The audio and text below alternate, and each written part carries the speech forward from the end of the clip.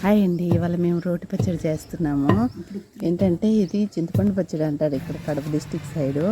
పల్లీలు ఎండుమిర్చి అన్నీ ఎంపుకొని రోట్లో ఇలా పొడిలాగా దంచుకొని చింతపండు వేసి ఇలా దంచుకోవాలి మెత్తగాను. చింతపండు వేసి ఇలా కొంచెం వాటర్ వేసి బాగా నూరుకోవాలి. నూరుకున్న తర్వాత ఉల్లిపాయలు ఇలా పెద్ద పెద్దగా కట్ చేసుకొని దంచుకుంటారు. నేనైతే చిన్నగా కట్ చేస్తాను, కానీ ఇక్కడ అత్తయ్య మామయ్య ఉన్నారు కదా, అందుకని నేను ఇలా కట్ చేస్తున్నాను. రాయి సంగటి లెక్క ఉంటుందండి పచ్చడి, సూపర్గా ఉంది. నేను కొంచెం కారం ఎక్కువ వేసి బాగా చేశాను, అందుకనేసి చాలా బాగుంది.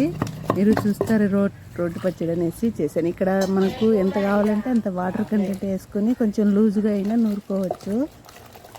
నూరుకున్న తర్వాత ఒక బౌల్లోకి తీసి పెట్టుకొని కావాలంటే పోపైన వేసుకోవచ్చు, లేదంటే అట్లయినా పెట్టుకోవచ్చు. రోట్లో దంచుకుంటే ఆ టేస్టే వేరండి, సూపర్గా ఉందండి. ఉంటానండి, బాయ్.